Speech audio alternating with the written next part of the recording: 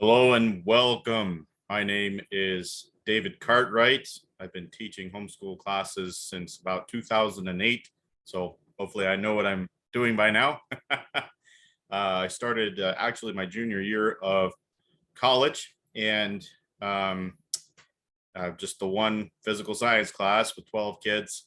And last year I taught 17 different classes at 5 locations, a total of 142 students, plus online, plus working in the roofing and construction industry. Obviously, that's more than I can handle. So I'm cutting back a little bit this year and just doing 4 locations. But yeah, I'm a little bit crazy doing this kind of thing. I do it as a ministry. I do have my degree in biochemistry math. And if you look at my transcript, it's there's quite a bit in there. There's almost enough music credits, religion credits, and history credits to have minors in all of those, but not quite the right ones. So not the right classes anyway. So I'm kind of a jack of all trades, and you'll probably see some of that in the classes that I'm offering. But mostly an emphasis on the science part of it. Now, I want to emphasize the fact that I'm teaching a science class, but I'm doing it as a ministry. I believe that God has called me to do this. So a lot of people get really confused about that, especially non-Christians. And they'll say something like, wait a minute, how can you teach science and be a Christian? And so they don't understand that evolution is not really a scientific idea. Okay, you can't test it in a laboratory. Even if you could somehow prove that evolution can take place today, that's no proof that it happened in the past. So it's important to realize that evolution is actually a philosophy. It goes all the way back to the ancient Greeks, who believed that everything just kind of came up out of the water and differentiated. And I'm well aware that many Christians do believe that God used evolution to create the world, or the phrase that I hear is that God could have used evolution. Well, couldn't have God used evolution to create the world? And other Christians will say things like, well, it doesn't really matter. I mean, as long as we're all believers here.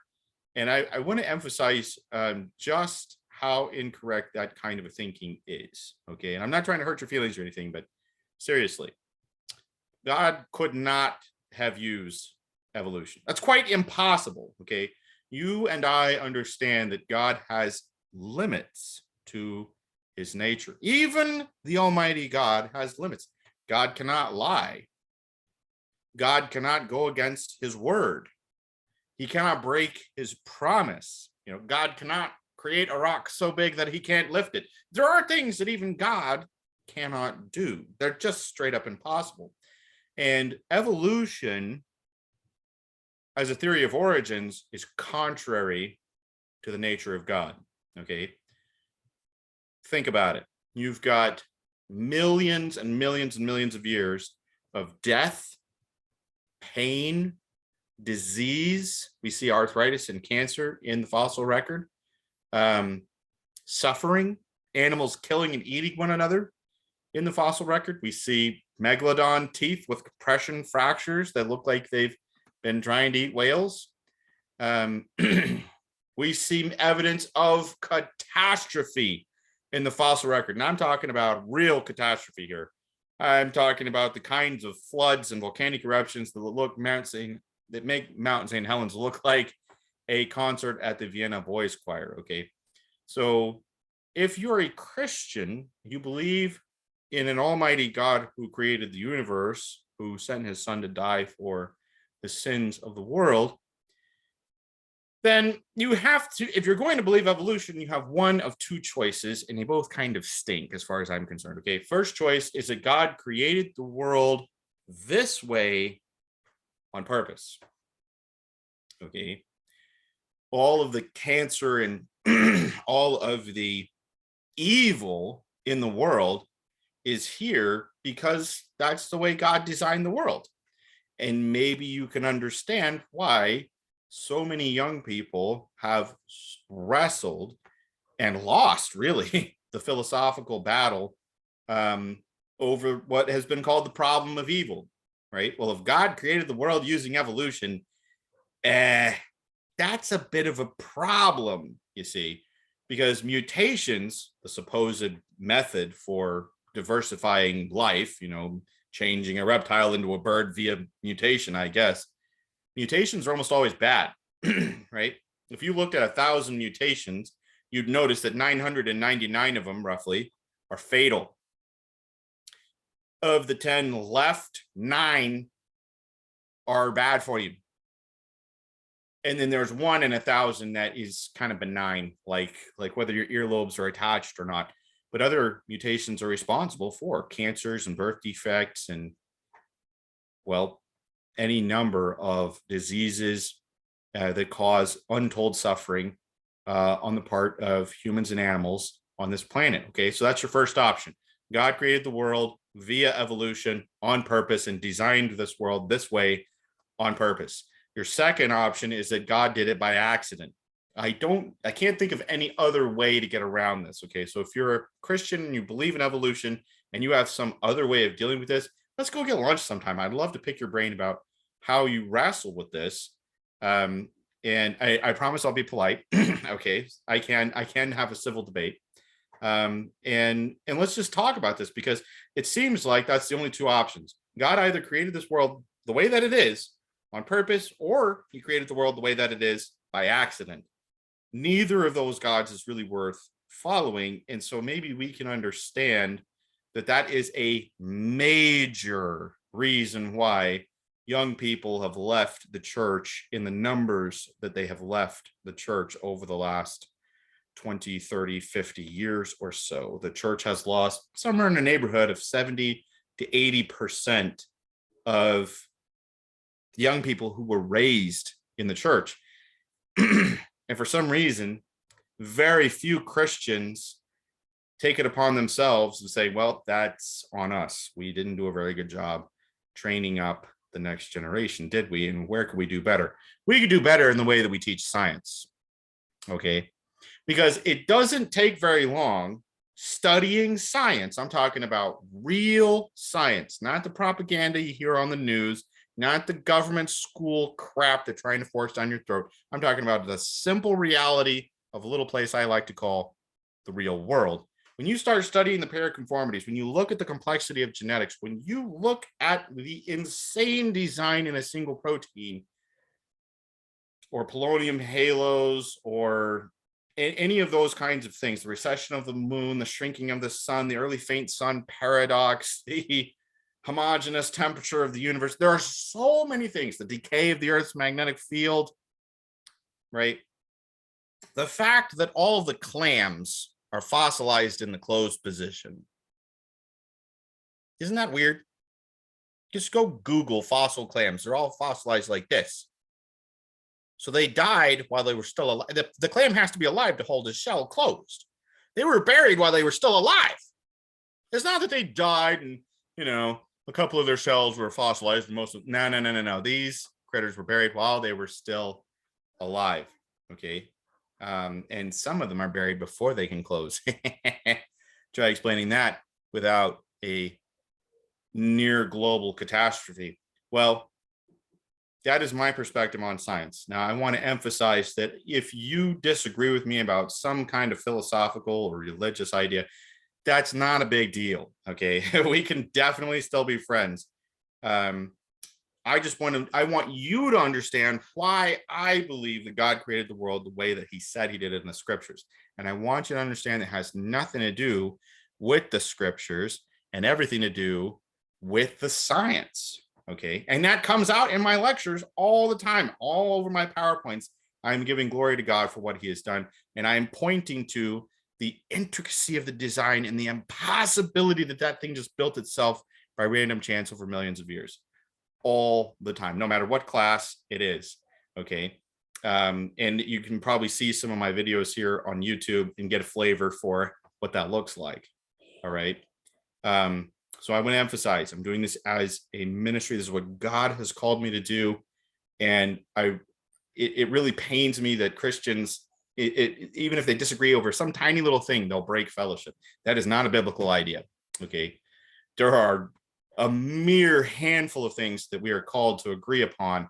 And in the non-essentials, we are called to show love and charity. And hey, you may believe in a post-tribulation rapture, and I may believe in a mid-tribulation rapture, and I don't even know. I don't even know what I believe on that. It's not a big deal. We can all sit down at the potluck and just have a civilized, adult conversation about it, and still be friends. Okay, and it's important. I think it's very important to be exposed to crazy people who may disagree with you on certain points, and learn that, hey, there's reasons why they disagree, and maybe it's just because Cartwright has stubbornness issues. That's possible, but it's also possible that he has a point. So let's think about what he's saying. Does it make sense? Okay, people who are afraid of being questioned, in my mind, you're kind of admitting that you don't really know what you're talking about. Okay, and why are you so afraid of questions? That's so important for our growth as humans, is to really test and see if what we believe is really true. Or maybe that thing about superconductivity that used to be thought that the superconductivity was impossible above 4 Kelvin, maybe that was wrong. We should look at that. And now we have high temperature superconductors because somebody challenged that idea that had been ingrained in everyone's mind for like 20 or 30 years. So that is how science works, and it really should be the way that we're living our lives, right? That we hold everything with an open hand. And I really honestly believe that's what humility is, right? That we have tested our ideas, and we have a pretty good idea of what we believe when it comes to the non-essentials. Now, when you're talking about essentials, that's different. Okay, Jesus Christ was born of a virgin, lived a perfect life, died a horrible death to pay for the sins of all humans, right? That's an essential truth, right? We could be dogged about that. But in the non-essentials, I think it's kind of cool hanging out with people and just swapping around ideas. And I've learned so much doing that. Okay, so if you're coming from a different background, or maybe you're not a believer, I welcome you to come to my class and ask questions. If you have questions, and we'll both agree to just be respectful. And if you convince me, great. If I convince you, great. And if we all just end up kind of confused, well, at least we'll have the science, the facts that we can agree on. Okay. So that's a little bit about me. My wife, Allison, and I homeschool our 3 kids. Luther, Sue, and Kepler are 10, 7, and almost 4. So you'll probably see some of them running around. And Allison is going to be teaching a couple of classes this year, and hoping to add to that, as hopefully Kepler can be contained. He is a force to be reckoned with, let me tell you. Okay, so that's a little bit about me. Let's talk about some of these classes. Okay, the first class you might be interested in is a 5th, 6th grade-ish zoology class. I call it Zoology 1. Okay. And it has 2 textbooks. You could also take it in 7th grade. Okay, just depending on where you're at in your journey. There's a lot of great stuff in here. It's not, but in the homeschool world, we especially me, I don't care how many trips you've made around the sun. Okay, I'm more concerned with what your reading level is, and really how much time you have available to devote to the class, right? So this is a class, 30 minutes a day, reading through a pretty straightforward chapter, and just going through my PowerPoint and answering some questions. So it's not a super demanding class as far as time is concerned, and yet we get to go in really deep on understanding some of these animals. We get to talk about animals all the way down to the family level in many cases, and even talk about some animal behavior and conservation and stewardship. It's a real practical class in that respect. And so I think it's a great option for anybody who is 5th or 6th grade, or maybe 7th grade. We're going to use 2 textbooks. We go through flying creatures first, and then we'll go, that's the first semester, and then we'll do land animals the second semester. That is actually the 3rd book. And you might notice that if you go for the used ones, here's one for $13. Yeah, so buying the used ones and buying them right now, because those are going to disappear when it comes to the beginning of the school year, and you're going to be stuck with the new ones, and they're quite a bit more expensive. So definitely, if you're thinking about taking this class, go ahead and get your textbook. So this particular textbook will be for the second semester. I also will offer a Zoology 2 class, which will be, if I can find the right button here, folks. Let me just make sure I'm screen sharing properly. I think I am. Okay, the Zoology 2 will also include astronomy. We're going to be, now this is actually the second book out of the series, but in Zoology 2, we'll be covering this, and we're also going to do the astronomy book along with it. So it's more of an astronomy zoology class.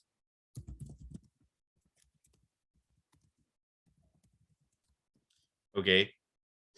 And this is the class we're going to be using for the astronomy section. We'll do the astronomy section first semester in Zoology 2. Both of those classes are $30 a month with a $20 per year fee that helps cover Zoom. I have a Zoom subscription and all the equipment for the classes and stuff like that. We do some labs, but not very many. And I wouldn't consider it a lab class, and I certainly would not call it a high school level class. Okay, so zoology is a great class, especially if you're coming out of a government school and you've had general science all your life. This is a specific science, and it's, I think, way better to teach students narrower, deeper sciences than just trying to teach them a little bit about everything, because they end up not getting much useful or interesting information that way. Okay, so that's Zoology 1 and 2. I'll be teaching those, I think, just at Coach this year. I have several different co-ops that I teach at. Okay, an 8th, 9th-ish grade class is physical science. Okay, physical science used to be considered a high school level lab course, and we do many labs, not every week, but we do many labs in the class. And I will teach you how to write a professional lab report. It doesn't have to, it doesn't take forever. 1 page and even half a page in many labs will be fine to get that lab report done. So you could technically count this as a high school science lab, especially if you're taking it 9th or 10th grade. Okay. And it does require / highly recommend pre-algebra. Now you could have had pre-algebra last year or be taking it at the same time as physical science. Either one will work. And we really only use pre-algebra for about 2 or 3 of the chapters. Okay. But, and so you're going to want a calculator for that. All right. Physical science is an introduction to all the non-life sciences. So everything from meteorology to hydrology to the lithosphere to the structure of the Earth's atmosphere and all those kinds of things. It's an introduction to chemistry and physics. Okay, so it does get a little bit mathy in those chapters. Again, it's just pre-algebra. But if those chapters eat your lunch, then maybe God has not called you to take chemistry and physics at the college level. So maybe structure your high school education accordingly. We also do a little bit of astrophysics and almost a review of astronomy in the textbook. So it's a great class. It, for many students, will be the first specific science that they've taken, and it's still pretty broad. So there's something in here for everybody. Okay, so that's physical science. Okay. 9th, 10th grade or so is biology. And again, I'm not super picky about your actual grade. More, okay, if you can read a 9th grade level, then you're ready to take biology and you'll do fine in it. There's a lot of vocabulary in biology. And at one point I taught it as a college prep course, and I've got a lot of helpful feedback from students, like maybe we can tone down some of the vocabulary in here and teach it closer to a general biology class. And I realized that when I started looking at, I'm doing some teaching over at Kingsgate, which is a private school, and they wanted me to update the specifications, the standards for their biology class. And I realized we met all the government school standards by about January. So yeah, it's probably a little bit more intense than it needs to be. So I'm going to tone that down just ever so slightly in this class. The material is definitely in the textbook if you want to do all the vocabulary. And if you do, then maybe on your transcript, you should count it as like an honors biology or perhaps even an AP biology, but I won't teach it to that. Mine will be something between honors biology and general biology is what I'm aiming for there. We do labs. We do a ton of microscope work the first semester, and we do 3 dissections the second semester. And but there's fewer labs than there are in physical science, and there's way fewer lab reports. I think maybe 2 or 3 or maybe 4 or 5 is all I've ever required, mostly because students are doing an awful lot of homework, and so that keeps them busy, and they don't really need more work on top of that for biology. Biology, I think, is the highest science that everyone needs. You do need to know some information about yourself, about the structure of living things, in order to have an understanding of what's going on in the world. Okay, so there's that. Another class I will offer, but not at every location, is marine biology.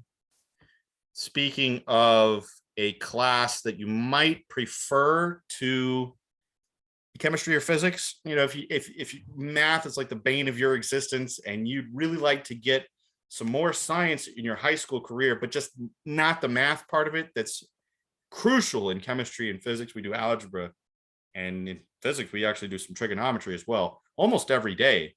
Marine biology is the way to go. Let me highly recommend marine biology. Marine biology is actually a little bit less work than biology, and you could take this before biology if you wanted to. I've heard people call it biology 2 on a transcript, and I think that's fine, but just don't call it advanced biology. Advanced biology is something totally different, and that's really like an AP, like a college level biology class, which I don't offer, and I don't really see much point in it, but maybe there is a point. I mean, why not just take like anatomy and physiology if you wanted to have a really hardcore biology class in or a life science class in high school. So if you're interested in marine biology, or maybe there's usually 3 different students that are in my marine biology class. There's a student that really doesn't want to take chemistry and physics, but would like to have another lab science. So there's those folks. There's the student that is passionate about marine biology, wants to study the ocean and learn as much as they can. So I got those folks in there.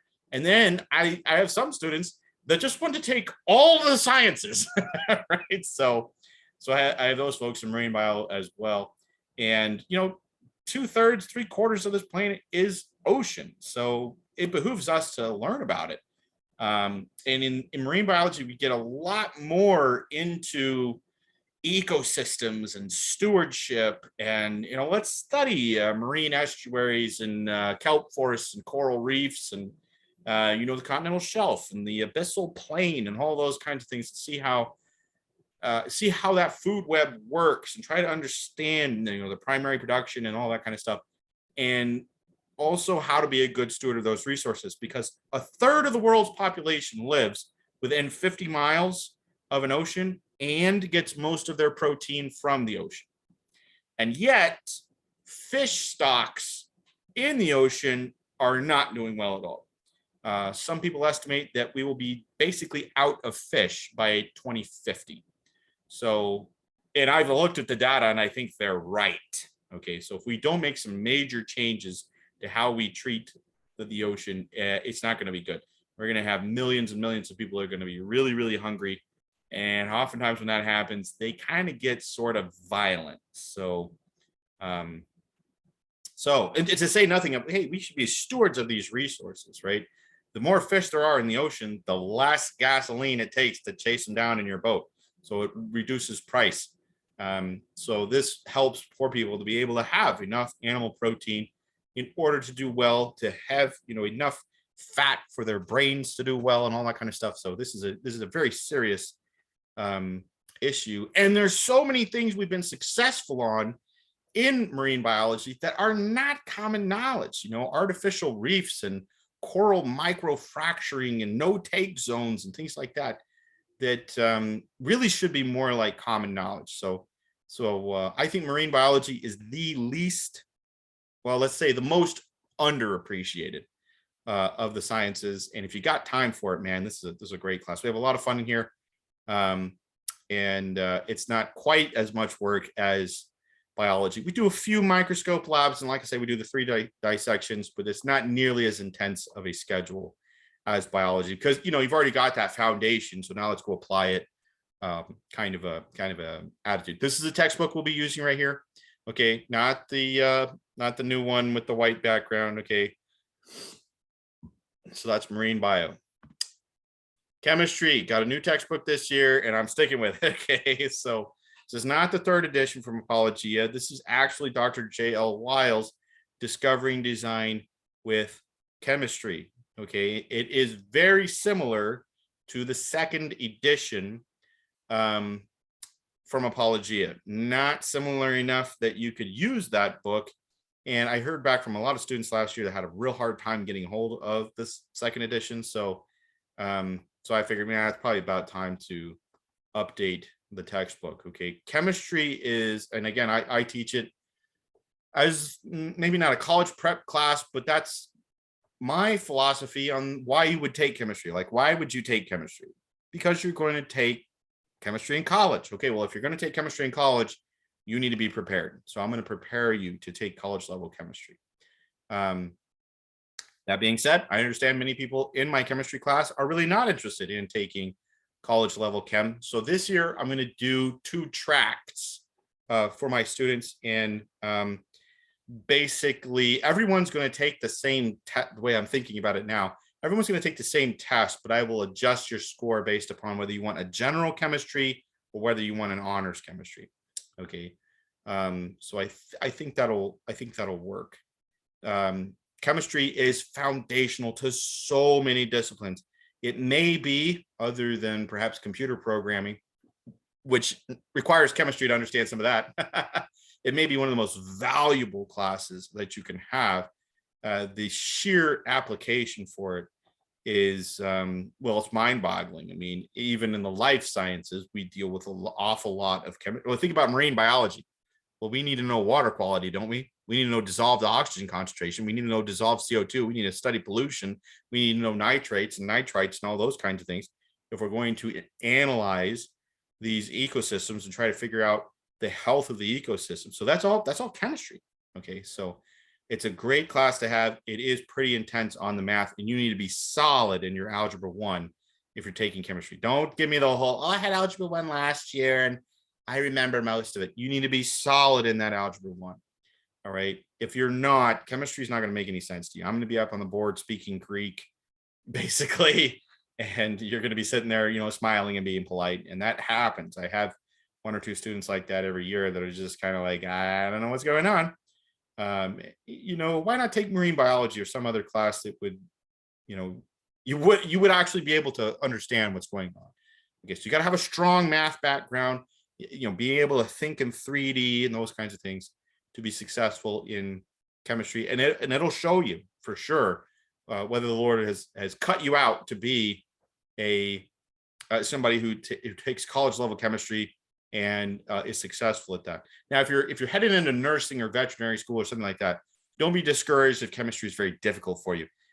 I hear that all the time, and I have students that struggle through chemistry, get to the nursing field, and all of a sudden, I mean, they don't really, the nursing, it needs some chemistry, but that's not really what you're doing all the time. So I try to explain it in a logical way and make sure that my students can understand why this formula works. And I have pretty good results, I think, because most chemistry teachers are not like that. They teach a method, just memorize the formula, memorize, X, Y, and Z.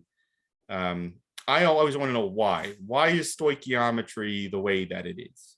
What in the world is a molar calculation, right? What does Avogadro's number have to do with any of that stuff? So that's chemistry. We will make it most of the way through the textbook in chemistry. Physics, I don't offer every year. It's not nearly as much demand as the other classes. And again, I teach it more of as a college prep type class. Not that that's what you're looking for. And again, we can talk about, I have an evaluation that in a certain set of concepts and disciplines that I want you to learn. But if you're not really looking for a college prep class, then we could definitely talk about that. But the textbook that I use is Exploring Creation with Physics, 2nd edition. It does use trigonometry in several of the chapters. You don't absolutely have to have trig before taking physics. It'll definitely be easier for you if you do. Okay. I teach all the trig that you need in order to be successful in this physics class. And incidentally, all the trig that you need to there's 2 or 3 questions, I think, on the ACT.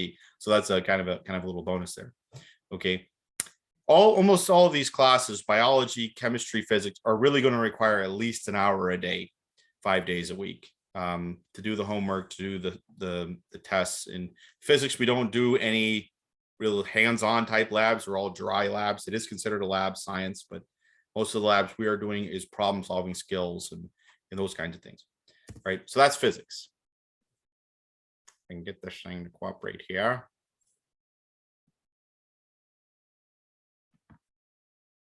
Origins. Origins is one of my favorite classes. It is a class I wrote the curriculum for. And it is an answer to a class I had in college called Origins. Basically going through all of the scientific disciplines and looking at what they might have to say about the origins of life, the origins of the universe, galaxies, distant starlight, radioisotopic dating, the so-called missing links, genetics, the fossil record, so on and so forth. Okay, so we chase every rabbit and kick every dog, looking at origins. And I'm doing this from a young earth creation perspective, in which I would call a biblical perspective. All right. Not just to say that I take God seriously when I read his word, but I do take it very seriously when I read his word. But I understand that there's lots of the Bible. It's not really written like a science textbook, right? Proverbs and Psalms and all that kind of stuff. So some people have tried to say that Genesis is written and, it's not really supposed to be a science textbook. And, okay, well, I have some questions. Sometimes I think it's very interesting what the Bible doesn't say, right? We can read what the Bible says. There's also lots of things the Bible doesn't say. The Bible doesn't say that God took eons of time to create the world and the universe. Why doesn't it? Wouldn't that be easy for God to communicate to us that he took eons of time to create? Yeah, but he didn't. He said, I created the world in 6 days and rested on the 7th day. If God used 6 million years to create the world and rested for 1 million years, you'd have a pretty interesting week, wouldn't you? Right? God numbers all the days, and he says evening and morning, right? So it's almost like he's trying to make it painfully obvious that he means 6 literal 24-hour days. So we look at some of the scriptural aspect of it, but most of the emphasis is scientific and philosophical.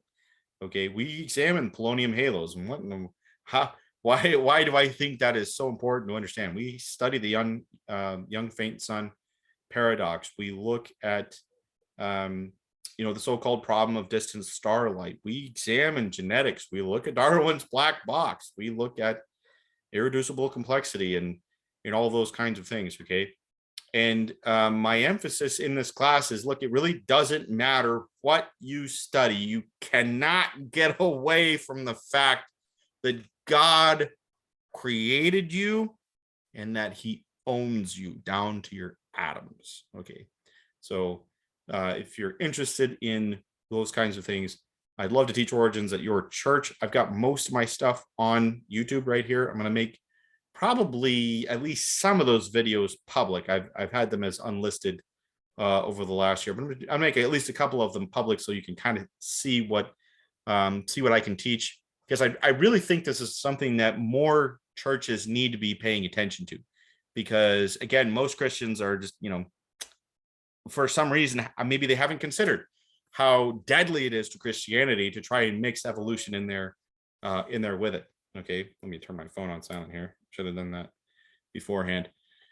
Okay, so that's origins. Origins can be counted as a science elective, and there's very little homework in it at all. And I have a lot of people who want to take origins and just audit it. And they'll say something along the lines of, my schedule is nuts and I can't handle any more homework or anything like that. Can I just come and sit in and just, absorb the vibes? Yeah, that's great. Glad to have you.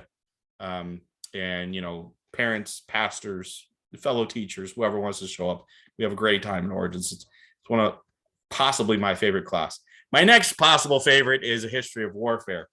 History of warfare is, again, a class that I have written. I wrote the curriculum for it. Like origins, there's no textbook or anything like that. History of war. Yeah, when I took history classes in college, I was sorely disappointed that they didn't talk about military tactics, military technology, like how did America win the Revolutionary War? And they're just kind of like hidden the trees, I guess.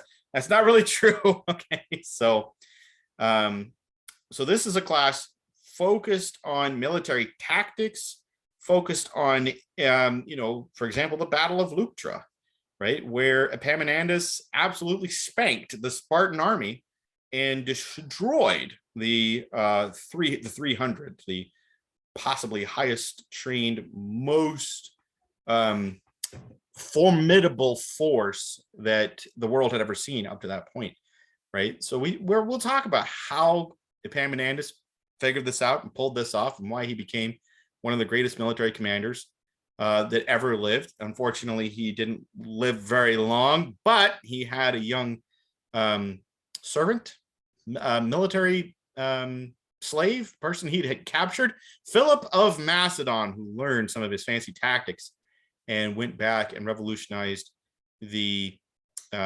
tactics and training of his own military back in Macedon. Macedonians did speak Greek, so technically they're Greek, I guess.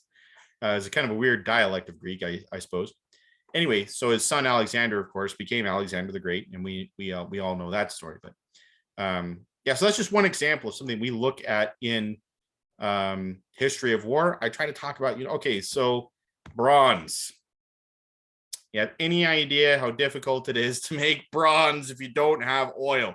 You gotta basically use charcoal to smelt this metal. So somebody walks around with this kind of equipment, it'd basically be kind of like how we would look at a tank.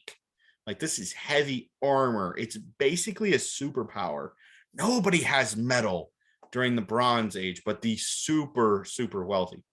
So that changed tactics, right? You could afford to train and be a professional soldier because you're really wealthy, right? So that was the Greek style of warfare that was, the Romans tried and maybe improved a little bit, and maybe they didn't improve it as much as we might think.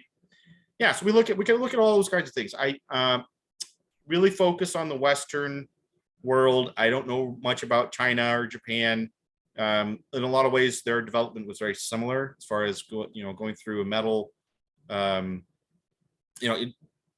steel become more readily available and all those kinds of things.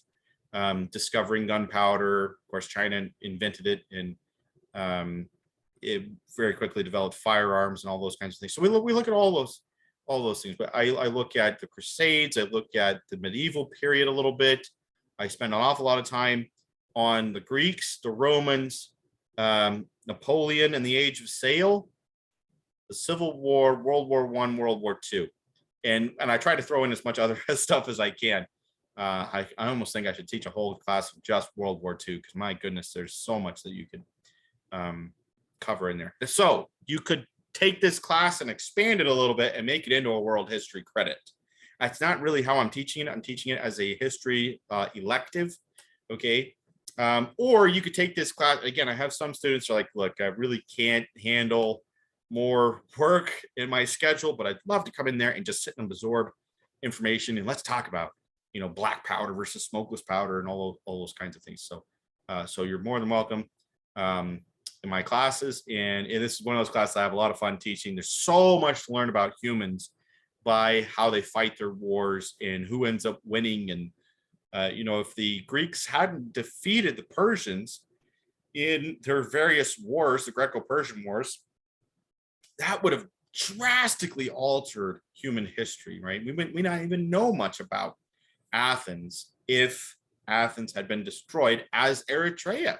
Eritrea was destroyed by the Persians, and we don't not much of their culture that's left, unfortunately, kind of burned. So because Athens was spared, at least the people were spared, they carried on that culture and tradition, and we know about them, right? So I just think it's a fascinating class, and so many history books are all concerned with names and dates and politics, and we don't really get into much of that, except where it's important, talking about how it influenced some war or other. Okay, so history of war is one of my favorites, and so that's that. Now, I want to talk a little bit about how to succeed in Cartwright classes. What kind of a strategy should you have? Well, obviously you want to be in as many classes as you possibly can be. I understand life happens and you can't make it to all the classes. I will try to record any class that I know I have students missing from. Okay. I can't promise that I'm always able to do that, just because I'm doing it on Zoom.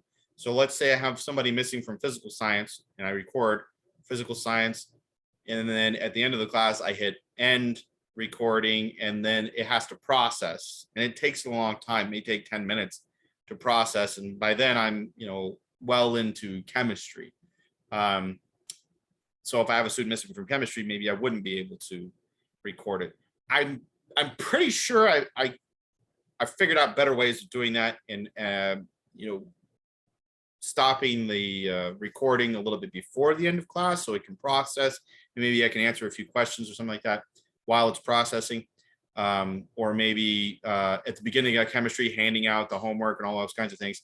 So it's very possible that I'll be able to record a class if you're not able to physically be there. Okay. So definitely watch for that, and definitely watch those videos. Recorded video is not the same as being there in person. We all know that, but it beats the heck out of nothing, right? So keep up with that. Keep up with the coursework over time. Okay. In zoology, we have homework due nearly every week. It's not a lot of homework, but it's due nearly every week. Okay. So 95% of those days, you'll have something that you should be turning in, and you need to turn it in on time. I will accept it if it's late, and I probably won't count off too many points if it's late. Of course, you're the parent giving the grade. I'm just giving an evaluation. Okay. So, if you follow my recommendation, great. If not, I'll probably never know the difference. All right. I do accept late work, but it's a real burr under my saddle, because now I have test 4 that I've got to grade. Well, there's a whole stack of test 5s over here that really it'd be better if everybody was on the same page. Then I can grade all of test 5, and oh my goodness, everybody missed question number 7.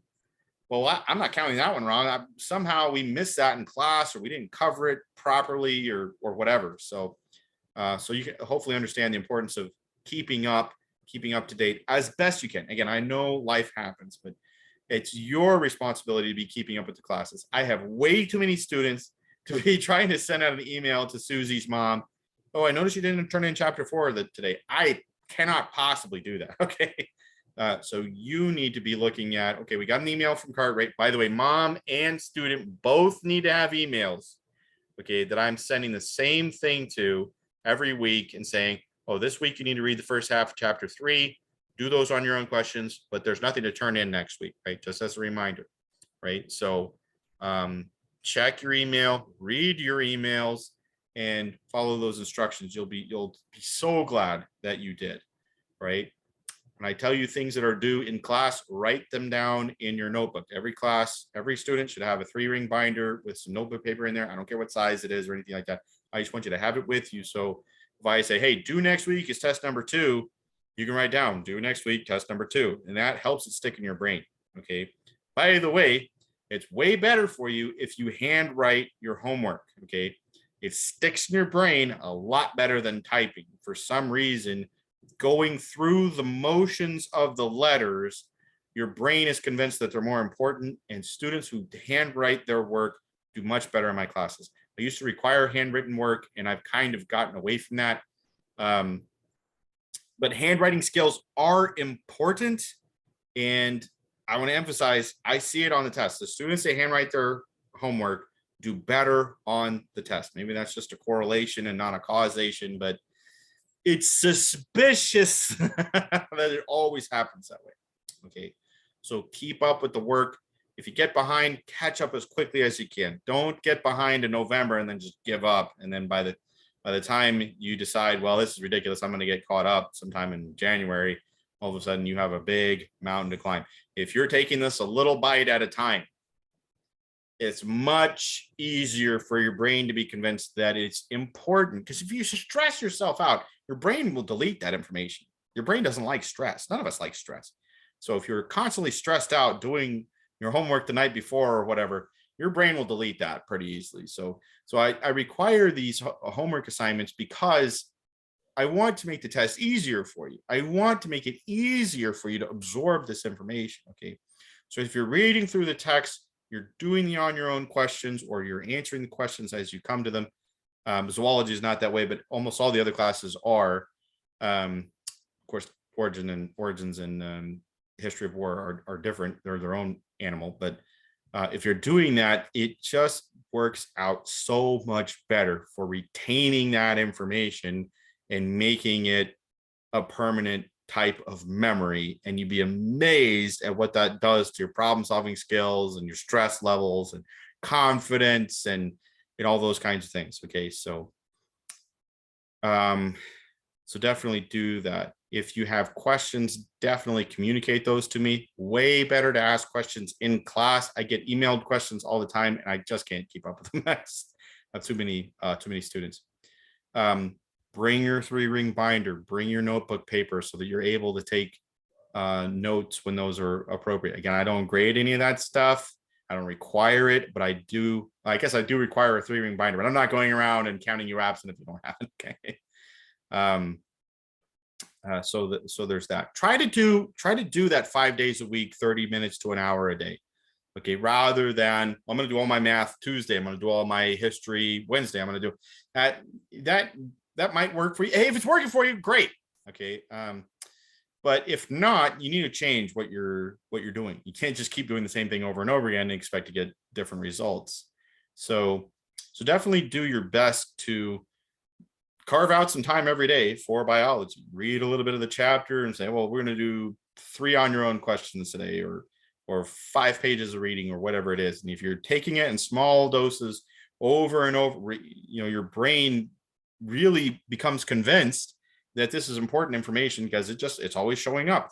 And it's, not something that you're doing at 2 o'clock in the morning, trying to read the chapter and do the homework. Okay. I design all my tests to be taken without notes. I am well aware of the fact that you're the parent. I'm emailing out all these tests. So if you allow your students to have a page of notes, or, not a phone a friend, but maybe maybe 1 or 2 questions that they can look up in the textbook or on the PowerPoints, that's fine with me. Okay, you're the parent, right? And by the way, that'd be a great way of sort of saying, okay, well, biology is a little bit tough of a class, but let's say, we just want a general biology class. So for our student, we're going to decide that Timmy can look up 5 questions on the test. Okay, that kind of thing is definitely recommended, especially if maybe Timmy is dyslexic and he has a hard time with reading comprehension. By the way, audiobooks are great for that. I hear so many good things about that. So that's a couple of tips and pointers on the classes. If you have any questions, do let me know. I try to keep up with my email as best I can. I do a lot of construction stuff in roofing and those kinds of things in the summertime. So hopefully I'm not too busy this summer. But yeah, definitely try to get your textbooks early, and I will see you guys next semester. Have a great summer.